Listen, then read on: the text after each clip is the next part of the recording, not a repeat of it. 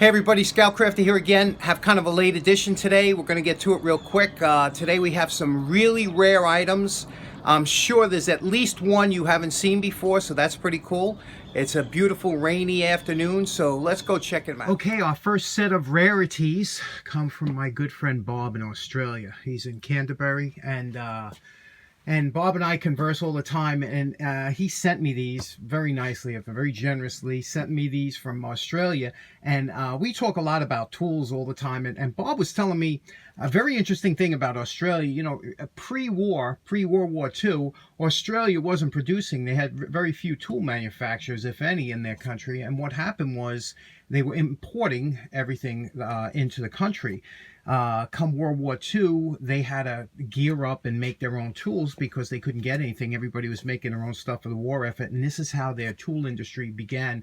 And they also learned a good lesson about being too reliant on other people. I wish that lesson would carry over today. But he sent me these tools, and a lot of these are rare, and especially for us here in the States, we don't see anything from Australia.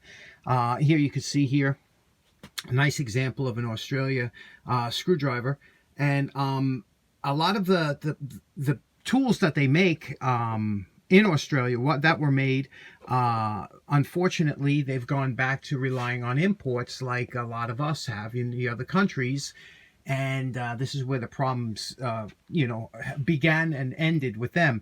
But let me tell you a little bit about the tools that he sent. So Australia had this company called Siddons, S-I-D-D-O-N-S Limited, was a lock and a hardware manufacturer. They used to make drawer pulls, things like that. They stepped up. They changed all their tooling. They started making tooling, things like that. After the war, everything was going good. They said, you know, we're going to stick with the tooling.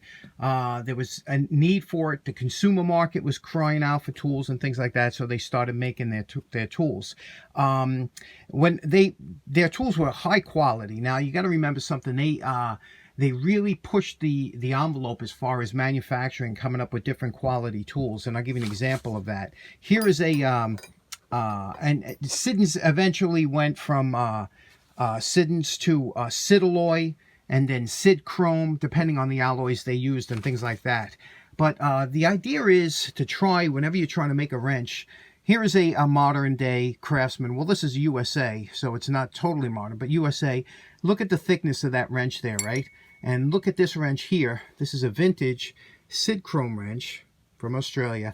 And look at the difference here in the thickness. You can see here.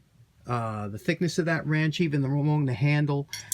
These were high quality. Everybody wants a thinner wrench, you know, as far as to get into areas, but really well made, good quality steel, and they had very good designs throughout their manufacturing. Now, here's an earlier one we were talking about, the Sidalloy, and you can see here again, look at how nice and thin these tools were, and again, super high quality. If you're looking at these sizes, you might be interested here. They were basically standard sizes like we have here, but when you see AF, that stands for basically across flats. So here would be the flat of the wrench, and if you measured that across, this is a 3/4 inch wrench. If you measured it across here, you could see that's a 3/4 inch. There you go, 3/4 inch span between across flats. So that's whenever you see AF.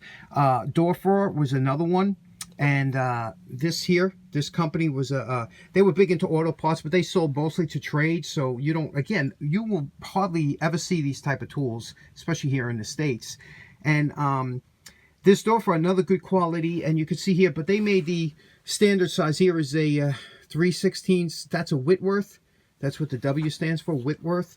And on the other side, it shows that's 5/16 British Standard. Again, not sizes we would have to see here in the States, but very interesting nonetheless.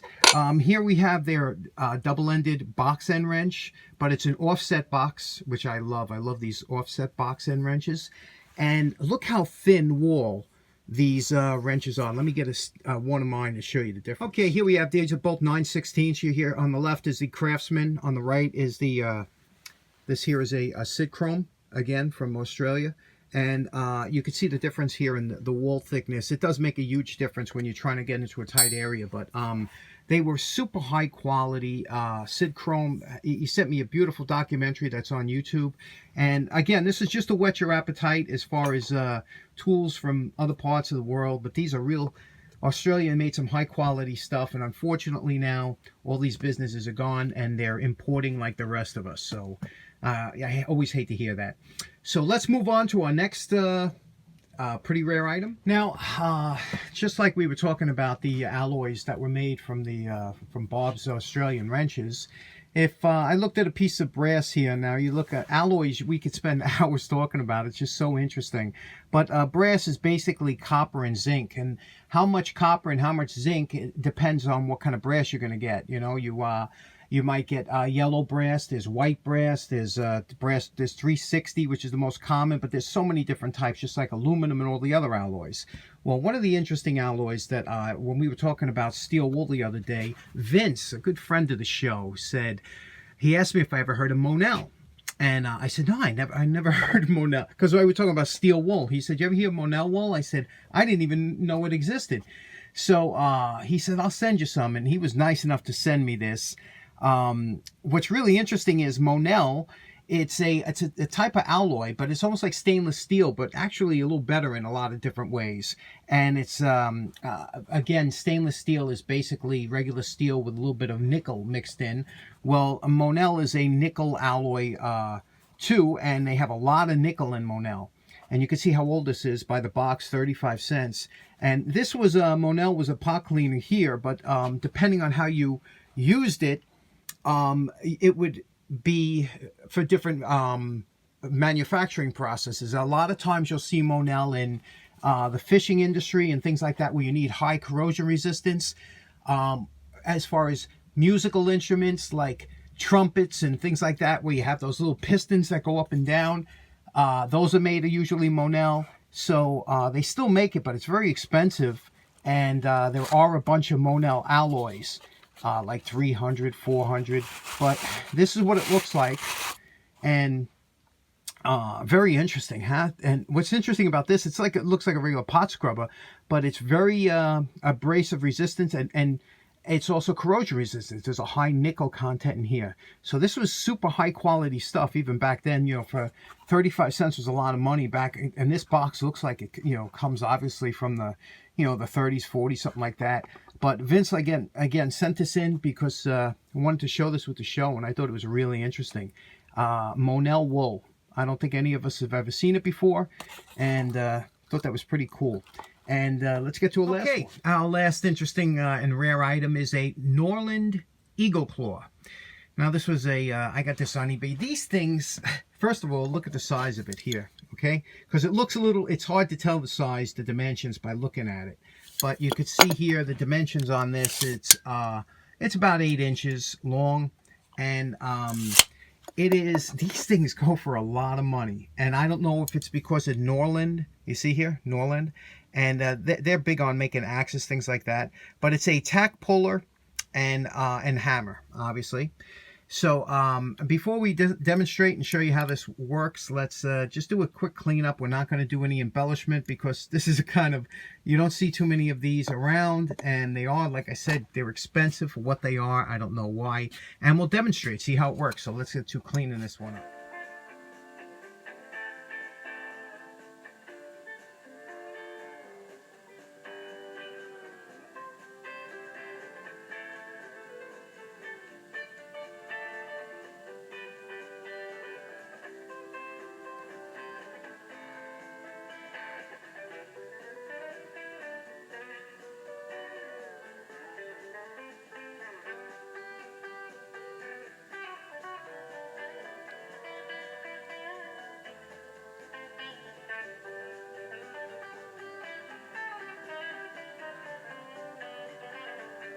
Okay, we're calling this project done. Came out really nice, didn't it? And all we did was basically we just did a full cleanup on this one. And the reason I didn't do any kind of embellishment and colors, because that's screaming for some color in there, was because the problem is that this tool, is crazy expensive. I mean, I've seen them, they average about $40, but I've seen them as high. There's one on eBay now for $85. It's crazy.